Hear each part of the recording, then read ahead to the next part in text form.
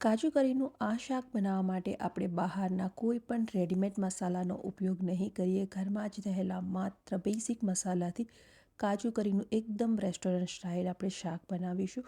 તો સૌથી પહેલાં મેં અહીંયા અનિયન અને કાજુને બોઇલ કરી લીધા છે. તો એક અનિયન લીધેલું છે મીડિયમ સાઇઝનું અને 1/4 કપ જેટલા કાજુ છે. એમને આપણે પ્રોપર રીતે બોઇલ કરી લેવાના છે. તો અહીંયા તમારું જે કાજુ અને ઓનિયનનું પ્રમાણ છે એ તમારે કેટલી સબ્જી બનાવવી છે એના પર ડિપેન્ડ કરે છે. તો અત્યારે મેં જે શાક બનાવેલું છે એ 2 વ્યક્તિ માટે એકદમ પરફેક્ટ છે. ઓનિયન અને કાજુને આપણે મિક્સર જારની અંદર ટ્રાન્સફર કરી લઈશું અને થોડા ઠંડા થાય એટલે જરૂરિયાત મુજબ પાણી એડ કરી ક્રશ કરી અને એકદમ સ્મૂથ પેસ્ટ તૈયાર કરી લેવાની છે. હવે એક કઢાઈમાં આપણે તેલ લઈ લઈશું. મેં અહીંયા 3 થી 4 મોટી ચમચી જેટલું તેલ લીધેલું છે. એમની અંદર કાજુને ફ્રાય કરી લેવાના છે. જો તમારે આ શાક બટર અથવા તો ઘીમાં બનાવવું છે તો બટર અને ઘીમાં પણ બનાવી શકો છો અને તેલમાં પણ ખૂબ જ સરસ ટેસ્ટી બને છે. તમને જો બટર અને ઘીનો ટેસ્ટ પસંદ હોય તો તમે એમાં પણ બનાવી શકો છો. થોડા લાઇટ ગોલ્ડન કલરના આપણા કાજુ અહીંયા થઈ ગયા છે. તો હવે એમને આપણે એક વાસણમાં કાઢી અને સાઈડ પર રાખી મૂકીએ અને સેમ તેલની અંદર આપણે શાક તૈયાર કરી લેવાનું છે. તો અહીંયા આપણે આ જ તેલમાં શાક કરવાનું છે, વધારે તેલ એડ કરવાની જરૂર નથી. 1/4 ટીસ્પૂન જેટલી હિંગ, ત્યારબાદ સૂકું લાલ મરચું, તેજપત્તા અને તજ એડ કરી દઈશું.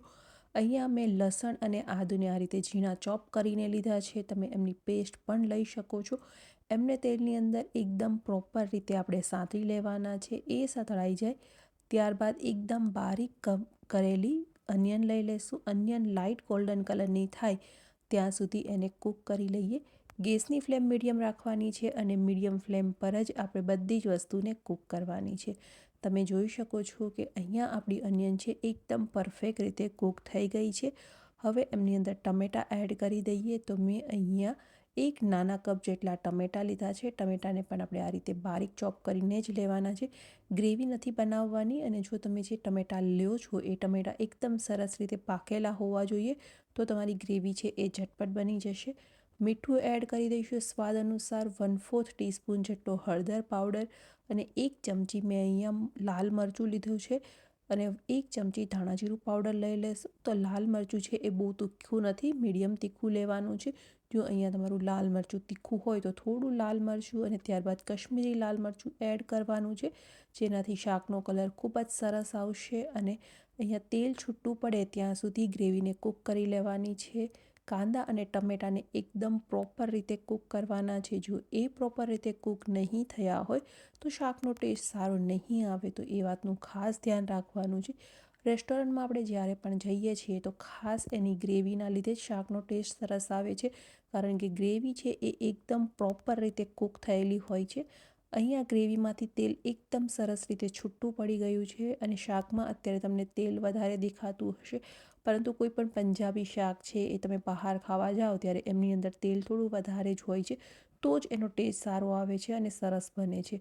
1/4 કપ પાણી અહીંયા એડ કરવાનું છે. પાણી ગરમ લેવાનું છે, ઠંડુ પાણી એડ નહીં કરીએ. અને જે આપણે અનિયન અને કાજુની પેસ્ટ તૈયાર કરીને રાખેલી હતી એ પણ એડ કરી દઈએ. મિક્સ કરી લઈશું એકદમ સરસ રીતે અને ફરીથી આ ગ્રેવીને આપણે કૂક કરી લેવાની છે. નોર્મલી ગ્રેવીને કૂક થતાં વધારે સમય નહીં લાગે, કારણ કે અનિયન અને કાજુ પહેલેથી જ આપણે બોઇલ કરીને રાખેલા હતા.